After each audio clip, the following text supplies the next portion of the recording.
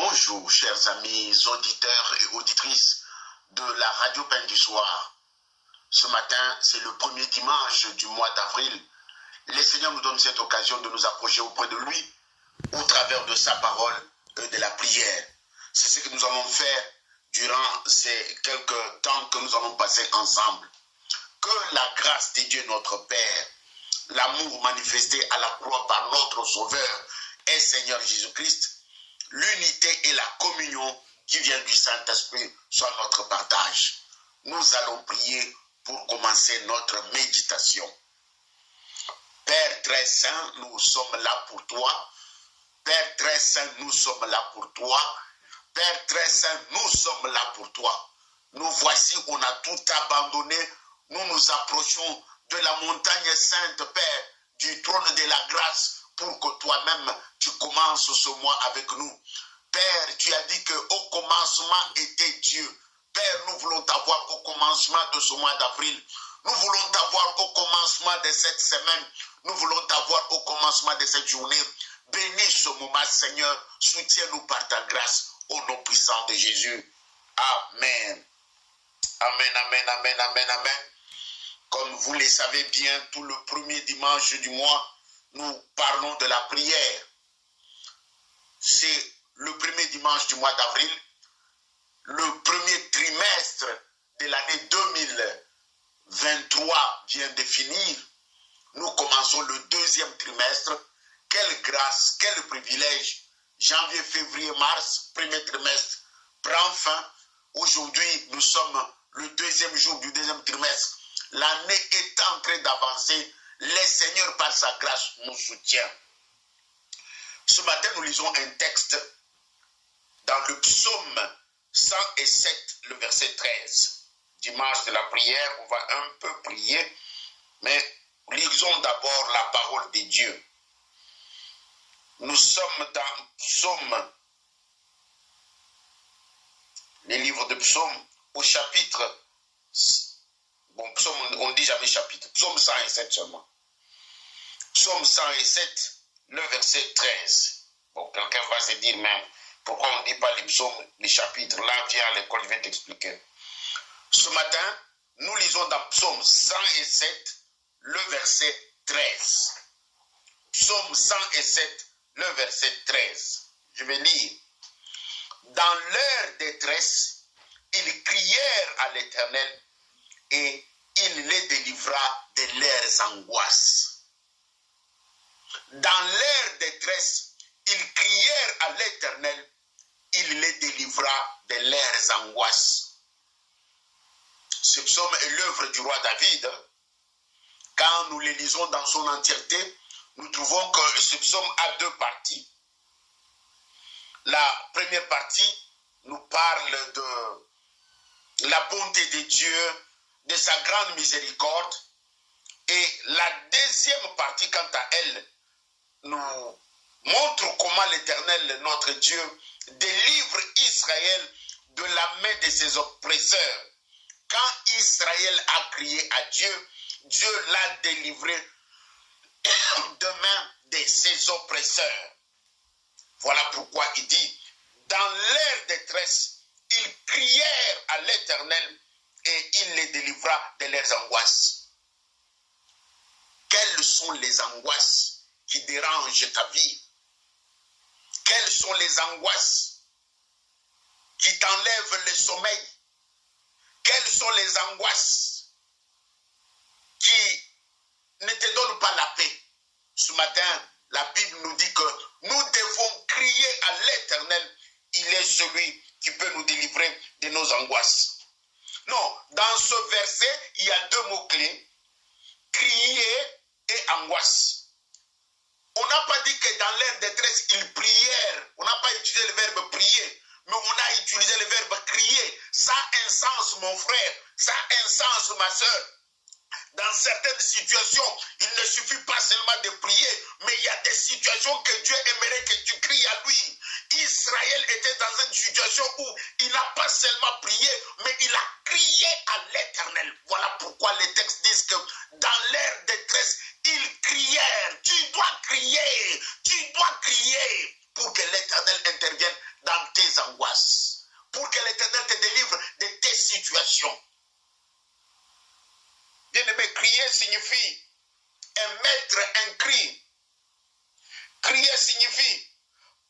d'une voix forte pour transmettre un message.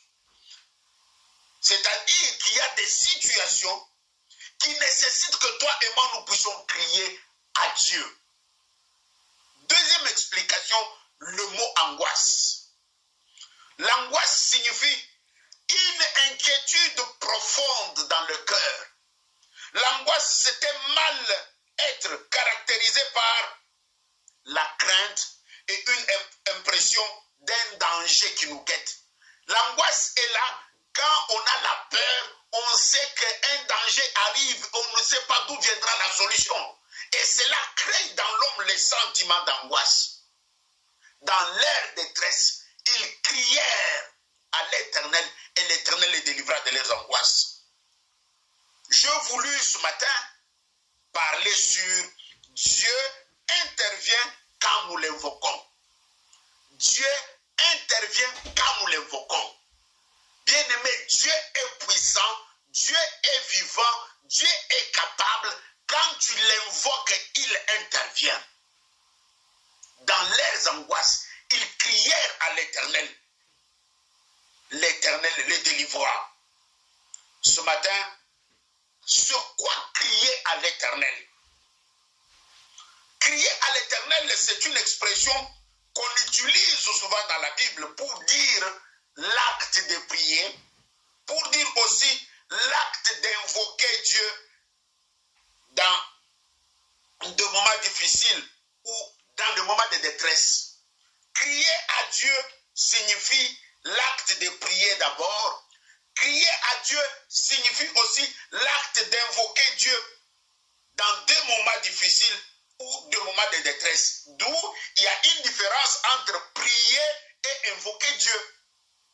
Deux personnes qui une prie et l'autre invoque, ils font deux activités différentes. Alors dans ma prière, dans ma méditation de ce matin, je suis en train de t'exhorter, de te dire que l'année avance. Tu dois invoquer Dieu, tu dois crier à Dieu. Je disais qu'il existe une différence entre prier et invoquer Dieu. Prier, c'est parler à Dieu, remercier Dieu ou intercéder pour les autres. La prière, c'est un dialogue. Quand quelqu'un prie, il parle à Dieu. Mais invoquer Dieu, c'est demander à Dieu son aide dans une situation difficile et implorer son intervention. Et invoquer Dieu, c'est demander son aide dans une situation difficile et demander son intervention. La Bible nous présente des personnages qui ont invoqué Dieu. Nous parlons d'Agar souvent, cette servante d'Abraham qui a été rejetée par Sarah avec l'enfant. La Bible dit que dans les déserts, la situation devenait difficile. Agar a dit que je ne veux pas voir mon enfant mourir. Il cria à l'Éternel. Agar cria à l'Éternel. Agar invoqua l'Éternel. La Bible dit que le Seigneur avait envoyé un secours et l'enfant a été sauvé. La Bible nous parle aussi de Jonas qui était dans des situations compliquées, dans des situations difficiles. Le livre de Jonas chapitre 1, la deuxième partie et chapitre 2 nous parle de la prière de Jonas. Quand tu lis la prière de Jonas, tu vas trouver que Jonas n'a pas seulement prié, mais il a invoqué Dieu dans sa situation. Étant dans le ventre du poisson, il ne savait pas comment s'en sortir. Il savait que le seul qui peut me sortir de cette situation, c'est Dieu. Alors Jonas cria à l'Éternel. Ce matin, quelle est cette situation qui te donne de l'angoisse? Quelle est cette situation dans laquelle tu vois qu'il n'y a pas d'issue? Quelle est cette situation qui t'enlève le sommeil, qui t'empêche d'être en paix? Ce matin, Dieu te dit que crie à lui comme Israël. Dans leur détresse, ils crièrent à l'Éternel et l'Éternel les délivra de leurs angoisses. Dans ta détresse ce matin, Dieu me dit de te dire de crier à lui, de l'invoquer pour qu'il puisse te sortir de cette calamité que tu as. Non, la Bible nous parle de Jonas. Jonas était dans quoi? La Bible nous parle de Daniel plutôt. J'ai déjà parlé de Jonas, mes excuses. Daniel était dans la fosse au lion. Daniel était à Babylone en captivité. On pouvait lui faire du mal. On pouvait rendre sa situation compliquée. Mais dans l'état dans lequel Daniel était, la Bible dit qu'il invoqua l'Éternel. Dans la fosse au lion, l'Éternel avait fermé les bouches des lions. Daniel, dans la fournaise de feu, l'Éternel avait diminué la température de feu. Si toi et moi, on nous jetait dans la fosse au lion aujourd'hui, est-ce que Dieu peut intervenir pour fermer les bouches des lions? Est-ce que Dieu peut intervenir pour que la température de feu diminue? Cela est possible seulement si tu l'invoques. Peut-être le cas de Daniel, il était dans le feu. Mais toi, tu n'as pas le feu comme Daniel. Mais la situation que tu traverses te chauffe, te fait peur. Tu te demandes si le mois va finir. Tu te demandes comment même tu vas aller. Mais ce matin, Dieu dit que dans leur détresse, ils crièrent à l'Éternel. Et l'Éternel les délivra de leurs angoisses. Il n'y a que Dieu seul qui peut te délivrer de cette angoisse. Il n'y a que Dieu seul qui peut te délivrer de cette situation que tu traverses. Je peux aussi ajouter Jacob. Jacob était aussi dans l'angoisse. Souvenez-vous que Jacob, c'est quelqu'un qui avait fait du mal à son frère Ésaü. Et Ésaü avait décidé d'en finir avec Jacob. Ésaü avait décidé de tuer Jacob. Le jour où je t'attraperai, ce sera ta fin. Mais après son aventure auprès de son oncle et ses femmes, Jacob avait décidé de prendre le chemin du retour.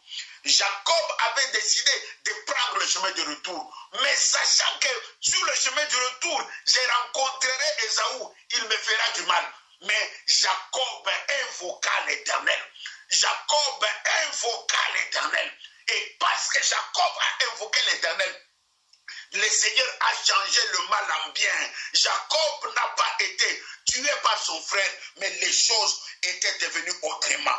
Bien-aimé dans le Seigneur, Dieu intervient quand nous l'invoquons. Dieu intervient quand nous l'invoquons. Tu ne vois pas Dieu agir dans ta vie tout simplement parce que tu ne l'invoques pas selon les normes bibliques, parce que tu ne l'invoques pas tel que lui le souhaite. Tu l'invoques selon toi. Mais ce matin, en ce début du mois, Dieu vient te réveiller pour dire que dans leur détresse, Israël crièrent à l'Éternel et l'Éternel les délivra de leurs angoisses. Le Dieu que Israël a invoqué, il est le même hier, aujourd'hui et éternellement. Le Dieu d'Abraham, le Dieu d'Isaac, le Dieu de Jacob que je prie ce matin. S'il avait délivré Israël, il est le même, il est avec moi et toi aujourd'hui. Il est capable de te délivrer de ta situation. Dites Amen avec moi.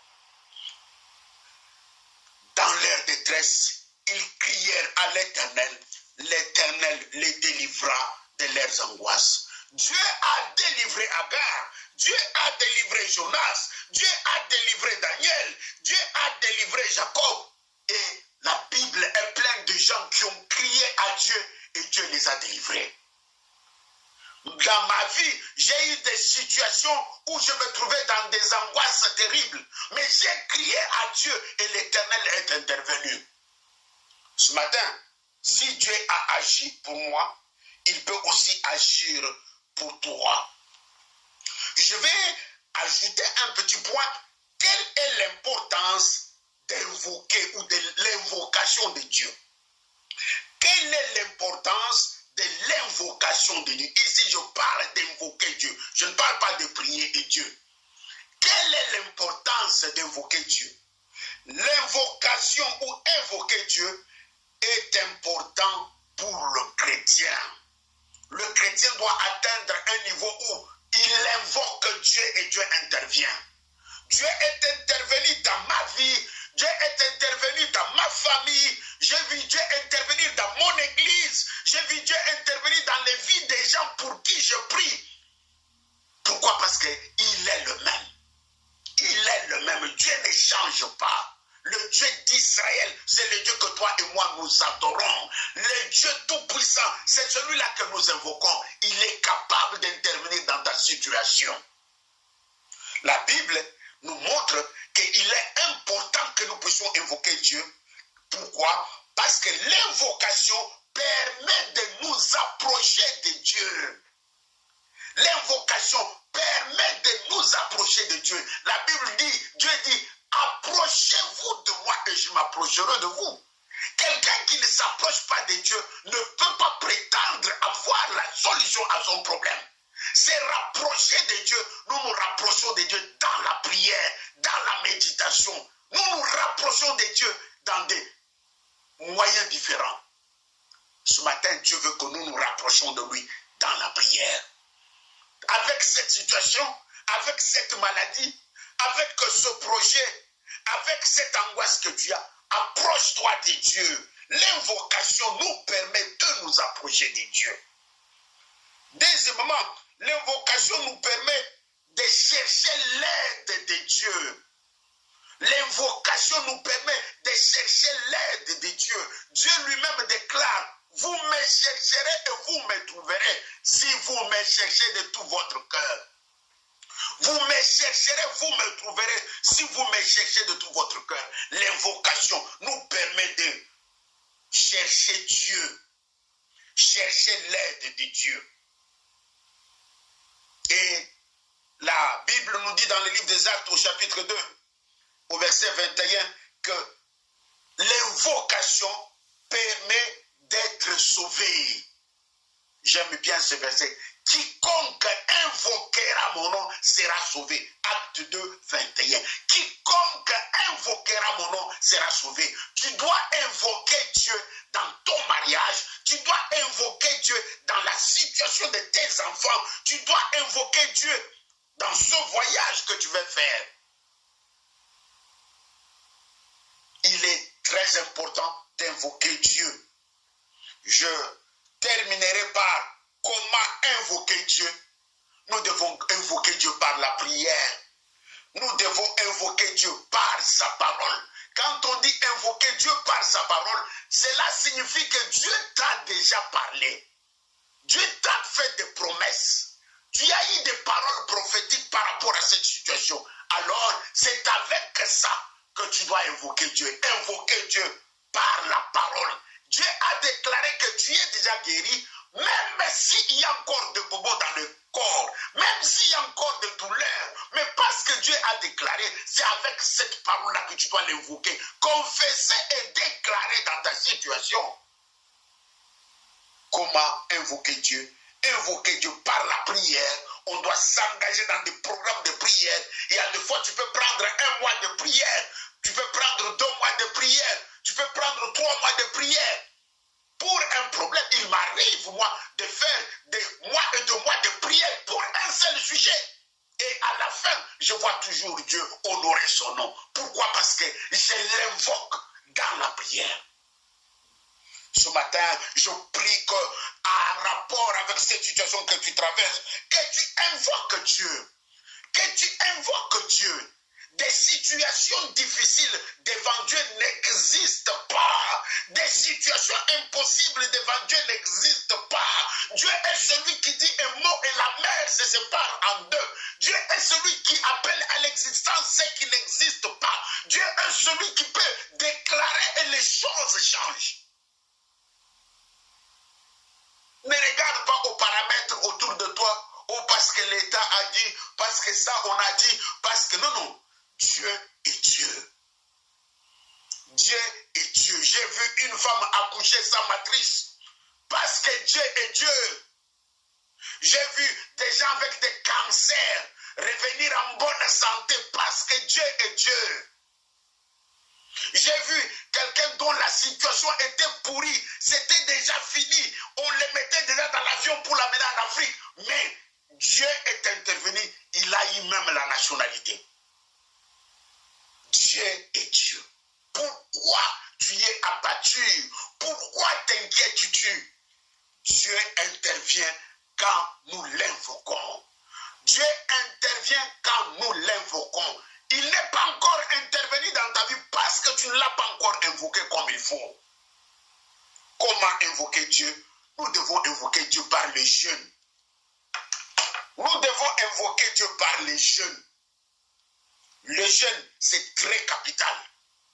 J'ai à cœur d'enseigner sur les jeûnes, peut-être après les événements de Pâques. Je sais que vous connaissez jeûner, mais les textes que je vais vous présenter vont beaucoup vous aider. D'abord, vous montrer que des fois, vous jeûnez mal. Et Dieu veut que nous puissions les chercher par les jeûnes. Le jeûne, c'est l'abstention de quelque chose, pas seulement de la nourriture. On peut s'abstenir de beaucoup de choses pour jeûner.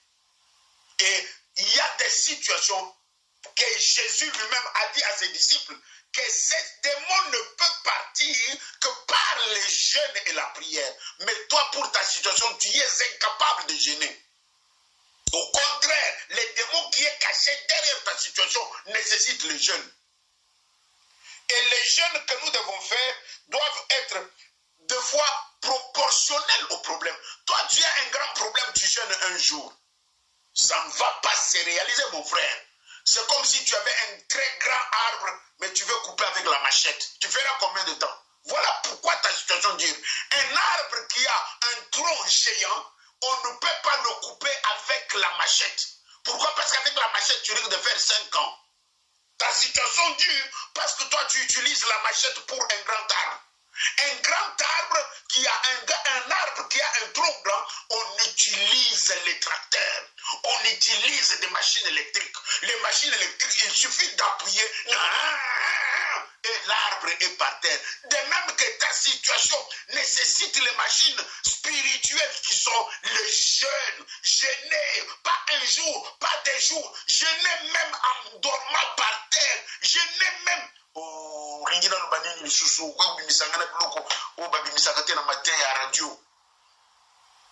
Bien-aimé, Dieu nous aime. Ta situation peut changer. Moi, je crois en Dieu. Je sais que Dieu existe et je connais qui est Dieu. Il ne déçoit jamais. Il n'échoue jamais. Il ne recule jamais. Le Dieu Tout-Puissant, la Bible l'appelle le El Shaddai, le Dieu Tout-Puissant. Il est capable. Comment chercher, comment invoquer Dieu? On peut invoquer Dieu par des sacrifices. On peut invoquer Dieu par des sacrifices. Tu dois offrir des sacrifices à Dieu pour ta situation. Tu dois bâtir des autels à Dieu pour que ta situation change. Comment veux-tu que tu pries pour détruire les autels de ta famille et ça s'arrête comme ça? Ça ne peut pas s'arrêter comme ça. Un autel doit être remplacé par un autre autel. Le monde a horreur du vide. Là où il y avait des autels de malédiction, on ne peut pas prier, renverser les autels et que la situation change seulement. Non, non, on t'a trompé. Dès que tu renverses les autels maléfiques, les autels de sorcellerie, tu dois bâtir un autre autel à Dieu. Je ne peux pas rester comme ça. Souvenez-vous de Gédéon. Quand on lui a dit de détruire l'autel de Baal qui était dans la maison de son père, le matin, on lui avait dit de bâtir un autre autel. Non, ce matin, il était question de Dieu intervient quand nous l'invoquons. Dieu intervient quand nous prions à lui. Comment il intervient? Comment l'invoquer? Nous l'invoquons par la prière. Nous l'invoquons par sa parole. Nous l'invoquons par le jeûne. Et nous l'invoquons par des sacrifices. Que Dieu bénisse sa parole ce matin. Amen. Nous allons prendre quelques minutes pour prier ensemble, là où vous êtes. Et je vous annonce que dimanche 16 avril, nous aurons culte avec Sainte-Seine. Parce que dimanche prochain, je serai empêché. Je ne pourrai pas organiser le service de Sainte-Seine pour la Pâque. Alors, j'annonce à mes amis de la radio Pain du Soir qui m'accompagnent chaque matin qu'après le dimanche 16, je vais faire un culte à la radio avec Sainte-Seine. Pourquoi? Parce que dimanche prochain, je ne suis pas là. Je serai indisposé de prêcher le matin. Alors je reportais ça les dimanches 16. Dimanche 16, culte avec Sainte Seine. La Sainte Seine est très nécessaire dans la vie du chrétien. N'oublie pas dimanche, écrit dimanche 16 dans le calendrier à 9 h sur la radio. Nous aurons un service de Sainte Seine. Je souhaite qu'on prie pour ce nouveau mois. Prions ensemble. Père, merci beaucoup parce qu'il t'a plu d'ouvrir les portes du mois d'avril pour nous. Merci parce que c'est toi qui nous garde et que nous protège. Nous venons recommander le mois d'avril entre tes mains. Nous venons recommander chaque jour du mois d'avril éternel. Merci Père pour les portes que tu as ouvertes. Merci parce que nous avons fait l'entrée dans le mois d'avril. Nous te dédions ce mois que tu les gardes et tu nous protèges. Père, du 1er au 30 avril, nous trempons chaque jour dans les sangs de Jésus. Du 1er au 30 avril, nous prions que ta grâce et ta faveur nous accompagnent. Du 1er au 30 avril, éternel Père, nous prions que nous puissions être au bon moment, au bon endroit avec toi. Père, durant ce mois, il y a ceux qui ont des démarches, il y a ceux qui ont des voyages, il y a ceux qui ont des demandes. Nous recommandons à toi. Père, nous nous appuyons sur les textes que nous avons lus ce matin qui dit que dans leur détresse, ils crièrent à l'Éternel et l'Éternel les délivra de leurs angoisses. Papa, ton peuple est dans la détresse, ton peuple est dans les angoisses. Nous crions à toi ce matin. Nous invoquons ta puissance dans chaque famille. Nous invoquons ta présence dans chaque vie. Nous demandons ton intervention, Seigneur. Tu as dit que ta main n'est pas courte pour nous secourir. Secours tes enfants, Seigneur. Interviens dans les maladies. Apporte la délivrance éternelle. Change les situations. Parce que ma Bible t'appelle El Shaddai, le Dieu Tout-Puissant. Nous voulons t'apporter la radio Pain du Soir. Père, cet instrument, Père, d'évangélisation et d'édification, nous les trempons dans le sang de Jésus. Éternel, que tes saints anges entourent ce ministère. Nous prions que le sang de Jésus entoure la maison. Nous prions que les enfants et la maman soient sous ta protection, Seigneur. Toi, tu es le Dieu capable, le Dieu capable, le Dieu qui fait des choses impossibles. Éternel, je te prie, Père, il y a des sujets, papa, que je ne peux pas dire ici, mais je te les présente, Père. Tu connais la liste des gens qui sont sur ma feuille, Seigneur. Je prie, Éternel, que tu touches, que tu bénisses, que tu interviennes, Seigneur. Même ceux qui ne m'ont pas envoyé leur sujet, je prie ce matin, Seigneur, que tu te révèles à eux, parce que toi, tu es un Dieu qui ne choisit jamais, qui ne fait pas de distinction. Ta grâce, mon Dieu, ta faveur, mon roi, ta grâce, mon Dieu, ta faveur, mon roi. Je prie encore, Éternel, tout plan de l'ennemi durant ce mois soit anéanti. Je brise tout filet de l'ennemi, tout projet du monde des ténèbres éternelles dans nos vies. Merci parce que tu es Dieu. Tu fais des grandes et bonnes choses dans nos vies. Au nom puissant de Jésus. Amen, amen, amen, amen, amen. Nous sommes arrivés à la fin aujourd'hui. Je vous fixe rendez-vous ce soir à 20 h avec Malobama Bomoy. Nous nous verrons le dimanche 16 avec un service puissant de la Sainte Seine. Tu es malade après la Sainte Seine, tu as un problème après la Sainte Seine, tu veux que je puisse m'entretenir avec toi, écris-moi, nous allons prier parce que moi je crois à un Dieu capable qui répond, qui délivre des angoisses quand on l'appelle. Que Dieu vous bénisse, bon dimanche, bye bye.